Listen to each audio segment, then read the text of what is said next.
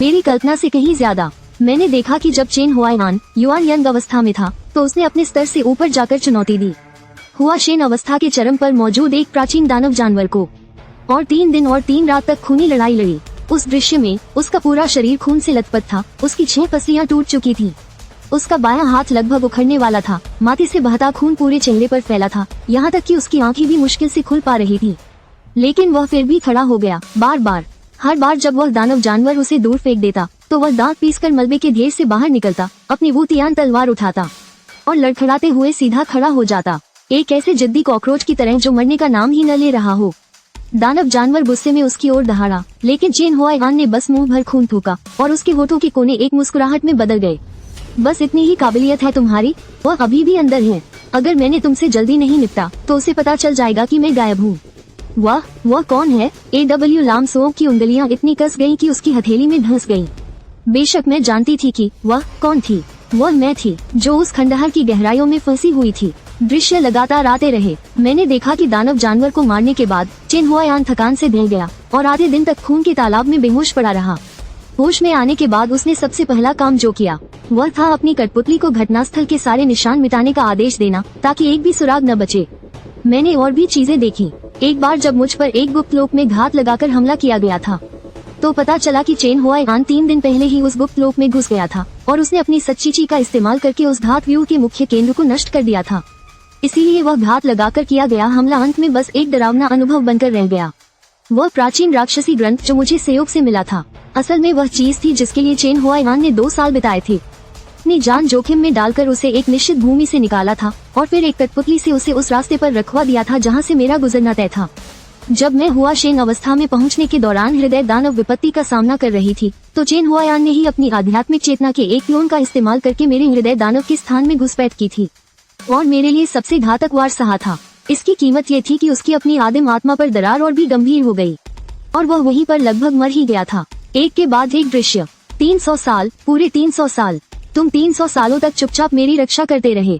हर बार जब मुझे लगा कि मुझ पर स्वर्ग की कृपा है, हर बार जब मुझे लगा कि मैंने अपनी मेहनत से मुसीबतों को पार किया है, हर बार जब मुझे लगा कि किस्मत आखिरकार मुझ पर थोड़ी मेहरबान हुई है, वह सब तुम थे। वह सब चेन हुआयान था। वह इंसान जिससे मैंने 300 सालों तक नफरत की, जिसे 300 सालों तक कोसा, जिसे अपने हाथों से मारने की कसम खाई थी, वह हमेशा ऐसी जगह पर था जहाँ मैं देख नहीं सकती थी। अपने खून और जान का इस्तेमाल करके मेरे लिए रास्ता बना रहा था। AW लाम सोंग ने अपनी आध्यात्मिक चेतना को उस बड़े बुजुर्ग की आत्मा की यादों से बाहर निकाला। मेरी आंखों के सामने धुंधला छा गया। आंसू रुकने का नाम नहीं ले रहे थे, लेकिन दृश्य अभी खत्म नहीं हुए थे। आखिरी दृश्य में मैंने फिर से उस साल हुए अमर दानव निर्णायक युद्ध का नजारा देखा। मैंने अपनी हनशेंग तलवार देखी जो चेन हुआयान के सीने में घुसी हुई थी। दोनों ही तियानजुन अवस्था में थे। चेन हुआयान की ताकत के साथ उस तलवार के वार को आसानी से रोका जा सकता था, लेकिन वह हटा नहीं, मानो वह खुद ही उस पर आ लगा हो। यहाँ तक कि जिस पल तलवार की नोक उसके शरीर में घुसी, मैंने उसके होठों के कोनों पर एक स्पष्ट मोड़ देखा। वह मुस्कुरा रहा था। वह मुस्कुराहट व्यंग्यात्मक नहीं थी, कड़वी नहीं थी, बल्कि राहत की थी, जैसे उसने आखिरकार कोई बहुत भारी बोझ उतार दिया हो। मानो कह रहा हो, आखिरकार सब खत्म हो गया। AW लाम सोंग का शरीर टूटी डोर वाली कठपुतली की तरह ढीला पड़ गया और वह घुटनों के बल जमीन पर गिर पड़ी। मैंने अपने दोनों हाथों से अपना चेहरा ढक लिया। मेरे नाखून मेरी त्वचा में गहरे धंस गए। उंगलियों के बीच से खून टपक रहा था, लेकिन मुझे कोई दर्द महसूस नहीं हुआ, क्योंकि दिल के दर्द ने सारे एहसास निगल लिए थे। कांपते हुए उसने अपनी भंडारण थैली से एक चीज निकाली, वो तेन तलवार। यह वो इनाम था जो उसने त्रान हुआयान से जीता था। त्रान हुआयान के खत्म हो जाने के बाद ये तलवार युद्ध के मैदान में रह गई थी। उसने इसे उठा लिया था। पहले तो उसे लगा कि यह तलवार सिर्फ एक हथियार है, धोखे की निशानी, लेकिन अब उसे पता चला कि तलवार पर लगा बंधन हटा दिया गया था, क्योंकि बंधन लगाने वाला मर चुका था। बंधन के हटने के बाद तलवार की आत्मा से एक बची हुई धीमी आवाज सुनाई दी, हवा में बुझते दिए की लौ की तरह कमजोर, जो किसी भी पल बुझ सकती थी। लेकिन उसने साफ साफ सुना, बहुत अच्छा किया छोटी बहन, ये तुम्हारे बड़े भाई की किस्मत है। ये त्रान हुआयान की आवाज थी, कर्कश और कमजोर, लेकिन उसमें अब भी पहले जैसी जानी पहचानी नरमी थी। बड़े भाई को अब जाना होगा, बहुत दूर जाना होगा। भाई के जाने के बाद तुम्हें अपना अच्छे से ख्याल रखना होगा। आगे का रास्ता तुम्हें अकेले ही तय करना होगा। माफ करना लाम सोंग, तुम्हें इतना दुख सहना पड़ा। आवाज गायब हो गई। तलवार की आत्मा फिर से शांत हो गई। लाम सोंग जमीन पर घुटनों के बल बैठ गई। दोनों हाथों से वो तेन तलवार को कसकर पकड़ लिया। जैसे दुनिया की सबसे कीमती चंदे जोर जोर से हिल रहे थे और उसके मुंह से सिसकियां निकल रही थी। 300 साल, जिस माफी का उसने 300 साल इंतजार किया, आखिरकार उसे सुन ही लिया। लेकिन उसे कहने वाला अब इस दुनिया में नहीं था। बड़े भाई, आपने मुझे ये पहले क्यों नहीं बताया? लामसुओं को माफी नहीं चाहिए, लामसुओं को सिर्फ बड़े भाई चाहिए। प्लीज वापस आ जाइए। लेकिन किसी ने उसे जवाब नहीं दिया। खंडहरों पर ठंडी हवाएं गरज रही थी। पुराने देवदार के पेड़ की टहनियां और पत्ते हवा में सरसरा रहे थे, जैसे किसी की जगह धीरे से कह रहे हो, अब और मत रो लामसुओं। और तभी अचानक मेरी आंखें खुल गईं। आंखों के सामने एक धुंधली सी छत थी। मेरा शरीर शीशे की तरह भारी महसूस हो रहा था। मैंने तुरंत अपने शरीर में आध्यात्मिक शक्ति को महसूस करने की कोशिश की, लेकिन मेरा डेंटियन खाली था। मेरी नाड़ियां सूखी नदी की तरह थी। मुझे आध्यात्मिक शक्ति की जरा सी भी हलचल महसूस नहीं हो रही थी। मैं एक साधारण इंसान बन गया था। लेकिन जब मैंने हिलने डुलने की कोशिश की तो मैंने पाया कि भले ही मेरी साधना खत्म हो गई थी, लेकिन मेरी मांसपेशियों की ताकत और हड्डियों की कठोरता अभी भी बाकी थी। मेरे शारीरिक प्रशिक्षण की नींव अभी भी बची हुई थी। 300 साल की साधना से गढ़ा गया मेरा शरीर पूरी तरह से खत्म नहीं हुआ था। सबसे अजीब बात ये थी कि मुझे धुंधला सा महसूस हुआ कि पृथ्वी पर भी लाकवान महाद्वीप जैसी आध्यात्मिक ऊर्जा आ गई थी, बस वो बहुत कमजोर थी। मैं बिस्तर से लुढ़का, लड़खड़ाया और लगभग मुंह के बल गिरने ही वाला था। नजर में आने वाली हर चीज अविश्वसनीय रूप से असली थी। ये किराए का एक कमरा था, लगभग 10 वर्ग मीटर से ज्यादा बड़ा, लेकिन यह वो कमरा नहीं था जिसे मैं जानता था। दीवार पर गुलाबी रंग की कुछ ग्राफिटी बनी हुई थी।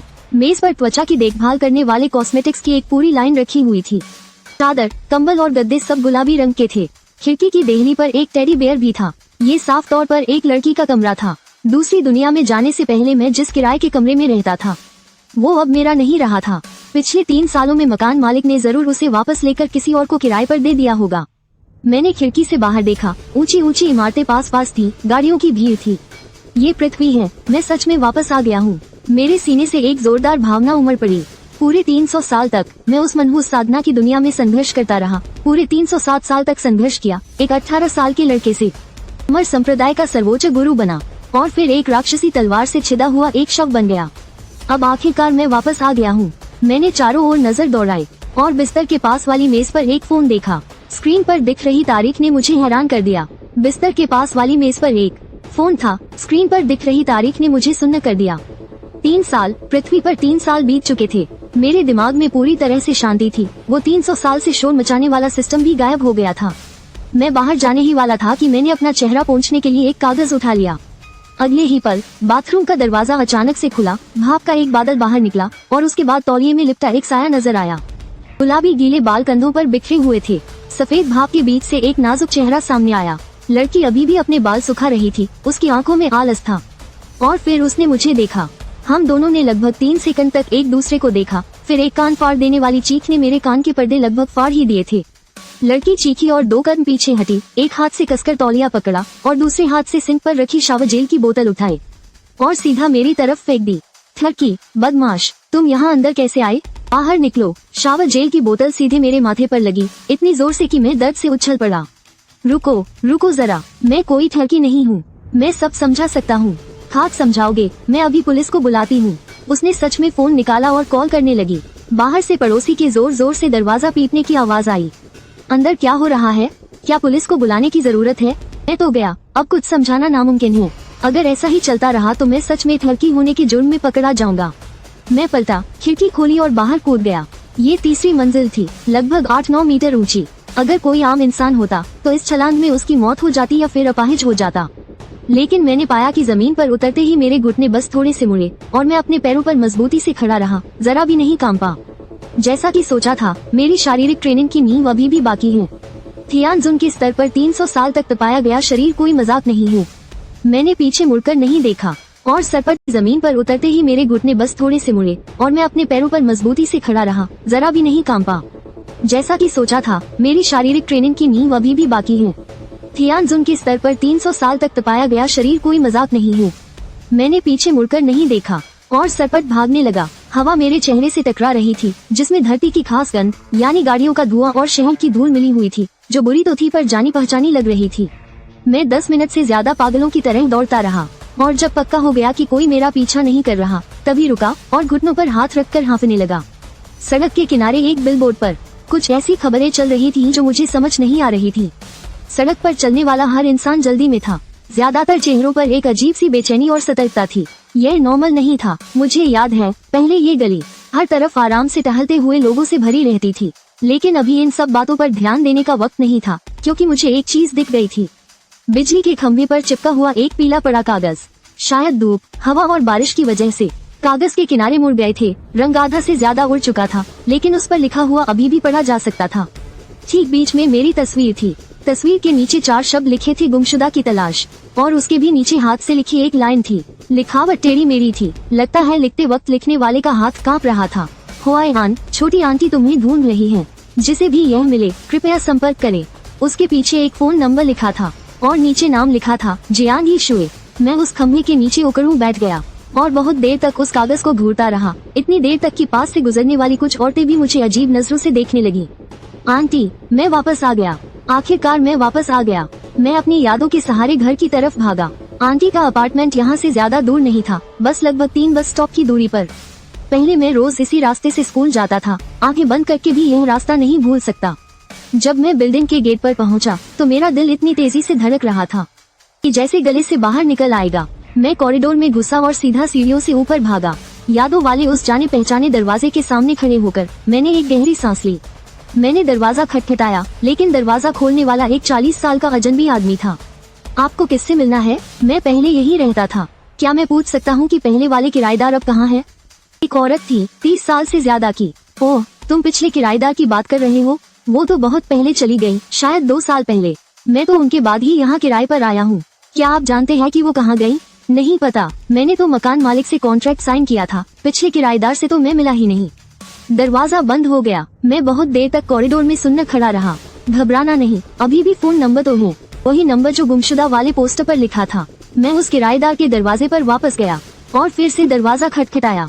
अब क्या है? उस आदमी के चेहरे पर साफ साफ बेसब्री दिख रही थी। माफ कीजिए, क्या आप मुझे अपना फोन इस्तेमाल करने दे सकते हैं? मुझे बस एक कॉल करना है, बहुत जल्दी हो जाएगा। वह आदमी थोड़ी देर झिझका, शायद ये देखकर कि मैं बहुत बेचैन था और कोई बुरा इंसान भी नहीं लग रहा था। उसने मुझे अपना फोन दे दिया। मैंने वह नंबर मिलाया। आप जिस नंबर पर कॉल कर रहे हैं वह अभी सेवा में नहीं है। मैंने फिर से कॉल किया। आप जिस नंबर पर कॉल कर रहे हैं वह अभी सेवा में नहीं है। मेरा दिल बेचैनी से जल रहा था। मैंने घर के पते के ट्रांसफर का रिकॉर्ड जांचने के लिए पुलिस स्टेशन जाने का सोचा। पहचान की जानकारी के आधार पर मैं शायद ये पता लगा सकता था कि आंटी कहाँ चली गई हैं। लेकिन मैं ज्यादा दूर नहीं जा पाया था कि आसमान का रंग बदल गया। ये बादलों वाला मौसम नहीं था, बल्कि हवा में अचानक एक अजीब सा काला कोहरा छा गया। यह नीले आसमान में गिरी हुई स्याही की तरह फैल गया, बहुत ही तेज रफ्तार से। उसके तुरंत बाद सड़क पर लोग चिल्लाने लगे और अफरा तफरी में भागने लगे। राक्षस आ गए हैं, जल्दी भागो, ये फिर से अंतरिक्ष की दरार है। सबवे स्टेशन की तरफ भागो, वहाँ नीचे सुरक्षित है। मैं सड़क के बीच में खड़ा था, अपने चारों ओर घबराई हुई भीड़ को भागते हुए देख रहा था और मेरा दिमाग सुन्न था। राक्षस, अंतरिक्ष की दरार, ये तो पृथ्वी है। पृथ्वी पर राक्षस कब से आने लगे? लेकिन अगले ही पल मैं समझ गया। उस काले कोहरे में एक दरार फट गई। भले ही वह बड़ी नहीं थी, लेकिन इतनी बड़ी थी कि उसमें से लगभग 2 मंजिला ऊंचा बाघ जैसा एक राक्षस बाहर निकल आया। उसका पूरा शरीर कवच की तरह काले शिल्पों से ढका हुआ था और उसकी आंखों से एक भयानक हरी रोशनी निकल रही थी। उसके विशाल नुकीले दांतों से गाढ़ी लार टपक रही थी। मैंने उसके शरीर से आध्यात्मिक ऊर्जा का उतार चढ़ाव महसूस किया। अगर ये लाकवान महाद्वीप में होता तो किम डान तक नहीं पहुंचा था, बस टुक्को के चरम स्तर पर था। लेकिन पृथ्वी पर आम इंसानों के लिए ये प्रलय के स्तर का एक राक्षस था। वह भागती हुई भीड़ की ओर लपका। उसी पल मैंने 3 नौजवानों को देखा, 2 लड़के और एक लड़की, शायद 20 साल से कुछ ज्यादा के होंगे, जो सबसे धीमा दौड़ रहे थे। उन्हें पीछे मुड़कर देखने तक का मौका नहीं मिला। बाघ जैसे राक्षस का बड़ा पंजा नीचे आया और खून और मांस के चिथड़े उड़ गए। 3 जवान जिंदगियां बस यूं ही मेरी आंखों के सामने गायब हो गयी। हड्डियां तक नहीं बची। मैंने कसकर अपनी मुट्ठियां भींच ली, अपने शरीर में आध्यात्मिक शक्ति को जगाने की कोशिश की, लेकिन कुछ भी नहीं हुआ। मैं यूएनखी की दहलीज को भी नहीं छू पा रहा था, लेकिन उन तीनों की दर्दनाक हालत अभी भी मेरी आंखों के सामने थी। थोड़ी ही देर में शायद मेरी बारी होती। लानत है, साधना हो या न हो, क्या फर्क पड़ता है? मैं कभी एक अमर पूज्य हुआ करता था। मैं सीधे आगे बढ़ा। 300 सालों की लड़ाई की मेरी सहज प्रवृत्ति ने मुझे हवा में छलांग लगाने पर मजबूर कर दिया और मैंने सीधे उस राक्षस की गर्दन पर एक घूंसा जड़ दिया। उसके तुरंत बाद एक भारी धम्म की आवाज आई और एक जबरदस्त जवाबी ताक मेरी मुट्ठी से वापस मेरी बाह में आ गई। मेरी पूरी बाह सुन्न हो गई, लेकिन वह राक्षस मेरे घूंसे से लड़खड़ाकर 2 कदम पीछे हट गया। उसने हार न मानते हुए दहाड़ लगाई। उसकी हरी आंखों ने मुझे जकड़ लिया। उस राक्षस को साफ तौर पर यकीन नहीं हो रहा था कि मेरे जैसा एक आम इंसान उसे पीछे धकेल सकता है। वह मुझे घूरता रहा और मैं खुद भी थोड़ा हैरान था। भले ही मेरे पास अब साधना की शक्ति नहीं थी, लेकिन इस शरीर की ताकत मेरी उम्मीद से कहीं ज्यादा थी। शारीरिक साधना की विरासत भले ही उसका 10वां हिस्सा भी नहीं बची थी, लेकिन एक टेनटोन के स्तर का शरीर कोई मजाक नहीं था। वह राक्षस फिर से आगे बढ़ा। मैं एक तरफ झुककर बच गया और उसी समय मैंने एक स्टील की छड़ पकड़ ली जो सड़क के किनारे मलबे के ढेर में से बाहर निकली हुई थी। लगभग 1.2 मीटर लंबी, बांह की मोटाई जितनी, उसे मैंने एक झटके में खींचकर बाहर निकाल लिया। भले ही मेरे पास उसमें डालने के लिए कोई आध्यात्मिक शक्ति नहीं थी, लेकिन मेरे पास अभी भी कुछ और है। आत्मिक शक्ति आध्यात्मिक शक्ति से अलग है। यह आदिम आत्मा के स्तर की शक्ति है। भले ही मेरा साधना का स्तर 0 हो गया हो, लेकिन स्वर्गीय सम्राट के क्षेत्र की आदिम आत्मा का ढांचा अभी भी मौजूद है। बची हुई आत्मिक शक्ति भी अभी बाकी है। मैंने बची हुई आत्मिक शक्ति को स्टील की छड़ में डाल दिया। निर्माण कार्य का एक साधारण सा लोहे का टुकड़ा मेरे हाथों में एक हल्के प्रकाश वाले हथियार में बदल गया। उस राक्षसी जानवर ने खतरे को महसूस किया और तुरंत गुस्से में दहाड़ने लगा। लेकिन जैसे ही मैं हमला करने वाला था, पीछे से एक तेज हवा का झोंका आया। पूरी टीम अपनी जगह ले लो। योजना नंबर 3 के अनुसार घेराबंदी करो। काले रंग की वर्दी पहने लोगों का एक समूह सड़क के दोनों ओर से दौड़ कर आया। उनकी ट्रेनिंग बहुत पेशेवर थी। मुझे ये देखकर हैरानी हुई कि उनके शरीर में बहुत कम आध्यात्मिक शक्ति थी, लगभग फाउंडेशन स्थापना के स्तर की। उनका नेतृत्व एक गुलाबी बालों वाली लड़की कर रही थी, जिसके बाल ऊंची पोनीटेल में बंधे थे और उसने लड़ाकू पोशाक पहन रखी थी। उसके खूबसूरत चेहरे पर गंभीरता और आक्रामकता साफ झलक रही थी। यह वही लड़की है जिससे मैं किराए के कमरे में मिला था। नहीं, इस समय वह एक शिकारी तेंदुए की तरह लग रही थी जो किसी भी समय दुश्मन को चीर फाड़ सकती है। उसके हाथ में हल्की बैंगनी आध्यात्मिक शक्ति की रोशनी जमा हो रही थी। उसकी साधना फाउंडेशन स्थापना के चरम स्तर पर थी। हमें इस दरिंदे को यहीं रोकना होगा साथियों, हमें इसे यहीं पर हर हाल में रोकना होगा। लोगों की जान हम पर निर्भर है। जैसे ही उसने आदेश दिया, काले कपड़ों में 10 से ज्यादा लोगों ने एक साथ अपनी आध्यात्मिक शक्ति छोड़ दी। आध्यात्मिक शक्ति ने एक जाल बुना जिसने बीच में बाघ जैसे राक्षसी जानवर को कसकर फंसा लिया। एक कड़ी लड़ाई के बाद कुछ लोग घायल हो गए, कुछ लोग दूर जा गिरे, लेकिन अंत में उस लड़की की कमान में वे उस राक्षसी जानवर को मारने में कामयाब रहे। उस राक्षसी जानवर का शरीर जोरदार आवाज के साथ जमीन पर गिर पड़ा, जिससे चारों ओर धूल का गुबार छा गया। वह लड़की जोर जोर से हाँफ रही थी, उसका माथा पसीने से भीगा हुआ था। बाद में घटनास्थल की सफाई करते समय उसने मुझे भीड़ में देखा। मेरे हाथ में अभी भी चमकती हुई स्टील की छड़ थी। दोनों की नजरें मिली। उसका चेहरा सफेद से लाल और फिर लाल से सफेद हो गया। शायद उसे याद आ गया कि कैसे बाथरूम से बाहर निकलते ही एक अजनबी आदमी ने उसे पूरी तरह देख लिया था। उसने बिना कुछ कहे आगे बढ़कर मेरा कॉलर पकड़ लिया। इसे ले जाओ, गाड़ी तक ले चलो। रुको, मैं समझा सकता हूँ, बकवास बंद करो, चलो। और इस तरह मुझे एक काली वैन में धकेल दिया गया। उनकी बातों से मुझे पता चला कि ये समूह हुआशिया की सरकार द्वारा स्थापित दानव पीछा ब्यूरो का है। 3 साल पहले ठीक उसी समय जब मैं लो युन महाद्वीप में पहुंचा था, पृथ्वी पर अचानक आध्यात्मिक ऊर्जा की वापसी शुरू हो गई। अगले कुछ महीनों में धरती और आकाश के बीच आध्यात्मिक ऊर्जा की मात्रा कई गुना बढ़ गई। मानवता के एक छोटे से हिस्से में आध्यात्मिक शक्ति जागृत हो गई और उन्हें विशेष क्षमताएं प्राप्त हुई। सरकार ने उन्हें उनकी ताकत के 3 साल पहले ठीक उसी समय जब मैं लो युन महाद्वीप में पहुंचा था, पृथ्वी पर अचानक आध्यात्मिक ऊर्जा की वापसी शुरू हो गई। अगले कुछ महीनों में धरती और आकाश के बीच आध्यात्मिक ऊर्जा की मात्रा कई गुना बढ़ गई। मानवता के एक छोटे से हिस्से में आध्यात्मिक शक्ति जागृत हो गई और उन्हें विशेष क्षमताएं प्राप्त हुई। सरकार ने उन्हें उनकी ताकत के अनुसार स्तरों में बांटा। कवच स्तर, सैनिक स्तर, जनरल स्तर, मार्शल स्तर, सम्राट स्तर और शाही स्तर। वर्तमान में पृथ्वी पर ज्ञात उच्चतम स्तर शाही स्तर है और कहा जाता है कि पूरी दुनिया में ऐसे 10 से भी कम लोग हैं। और वो गुलाबी बालों वाली लड़की गु मैंग्याओ जियांगहाई शहर के दानव पीछा ब्यूरो की कप्तान है, जो जनरल स्तर के शिखर पर पहुंची एक विशेष क्षमता वाली व्यक्ति है। इस शहर में उसे एक शीर्ष हस्ती माना जाता है। और वो गुलाबी बालों वाली लड़की गु मैंग्याओ जियांगहाई शहर के दानव पीछा ब्यूरो की कप्तान है, जो जनरल स्तर के शिखर पर पहुंची एक विशेष क्षमता वाली व्यक्ति है। और इस शहर में उसे एक शीर्ष हस्ती माना जा सकता है। साथ ही आध्यात्मिक ऊर्जा की वापसी के कुछ दुष्प्रभाव भी हुए। आसमान में कभी कभी अंतरिक्ष में दरारें दिखाई देने लगी। उन दरारों में से हर तरह के उत्परिवर्तित राक्षसी जानवर नीचे उतरते थे। वे आध्यात्मिक ऊर्जा को भोजन के रूप में लेते हैं, इंसानों को अपना शिकार मानते हैं और पृथ्वी के लिए एक बहुत बड़ी आपदा लाते हैं। और दानव पीछा ब्यूरो इसी स्थिति से निपटने के लिए स्थापित की गई एजेंसी है। तो आखिर तुम हो कौन? गु मैंग्याओ मेरे सामने बैठी थी। उसने अपने हाथ सीने पर बांध रखे थे और उसकी आंखों में शक था। मैंने एक कहानी गढ़ी। वो किराए का कमरा पहले मैंने किराए पर लिया था। 3 साल पहले मुझे बिना किसी वजह के एक दूसरी जगह टेलीपोर्ट कर दिया गया था। मैं कल ही वापस आया। लौटने के बाद मुझे पता चला कि मेरा घर आपने किराए पर ले लिया है। मैंने ये सच में जानबूझकर नहीं किया। जाहिर है उसे ज्यादा यकीन नहीं हुआ, लेकिन उसने तुरंत इसका विरोध नहीं किया। टेलीपोर्टेशन, तुम्हारा मतलब है कि तुम भी एक जागृत व्यक्ति हो? पूरी तरह से नहीं, मेरे शरीर में कोई विशेष शक्तियों की तरंगे नहीं हैं। ये बात सच थी। इस वक्त मेरे पास सच में कोई आध्यात्मिक शक्ति नहीं थी। तो तुम अभी उस राक्षसी जानवर से कैसे बच गए? वह एक मार्शल स्तर का राक्षसी जानवर था, शायद इसलिए क्योंकि मेरा शरीर आम लोगों से थोड़ा बेहतर है। गु मैंग्याओ ने मुझे काफी देर तक घूरा। उसके अंतर्ज्ञान ने उसे बताया कि यह आदमी इतना सीधा नहीं है, लेकिन सच में मेरे शरीर से किसी भी विशेष शक्तियों की तरंगों का पता नहीं चल रहा था। आखिरकार उसने और कुछ नहीं पूछा। ठीक है, अभी के लिए मैं इस मामले की और जांच नहीं करूंगी। लेकिन तुमने अभी कहा था ना कि तुम्हारा अपने परिवार से संपर्क टूट गया है? हाँ, मेरी मौसी का नाम जियांग यीशुए है। 3 साल पहले वह शहर के दक्षिणी हिस्से के पुराने इलाके में रहती थी। अब वह वहाँ से जा चुकी है। उनका फोन भी बंद है। क्या आप उनका पता लगाने में मेरी मदद कर सकती हैं? कोशिश कर सकती हूँ। पिछले कुछ सालों में राक्षसी जानवरों की वजह से बहुत से लोग लापता हो गए हैं या मारे गए हैं। सरकार के पास लोगों को ढूंढने का एक सिस्टम है, लेकिन मैं पक्का नहीं कह सकती कि वह मिल पाएंगी या नहीं। शुक्रिया। उसने मेरी तरफ देखा जैसे कुछ कहना चाहती हो, लेकिन आखिर में उसने सिर्फ हल्की सी आवाज की और अपना चेहरा खिड़की के बाहर घुमा लिया। शायद वह अभी भी किराए के कमरे वाली बात पर गुस्सा थी। मैंने मन ही मन उससे माफी मांगी। गु मैंग्याओ ने ऊपर मेरे होने की रिपोर्ट नहीं की। इससे मुझे थोड़ी हैरानी हुई। बाद में उसने मुझे समझाया कि हाल के सालों में कुछ जागृत व्यक्ति जिनके पास विशेष शक्तियां हैं, सिर्फ एक साधारण जिंदगी जीना चाहते हैं। वे सरकार द्वारा रजिस्टर और बुलाए जाना नहीं चाहते। भले ही वह राक्षस दमन ब्यूरो की कप्तान थी, फिर भी वह उनकी सोच को समझ सकती थी।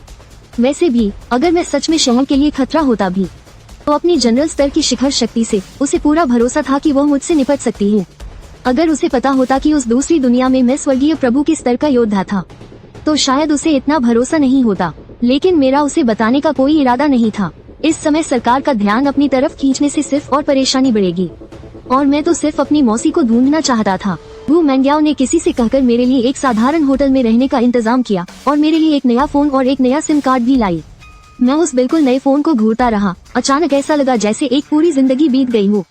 300 साल से मैंने इस तरह के इलेक्ट्रॉनिक सामान को हाथ नहीं लगाया था।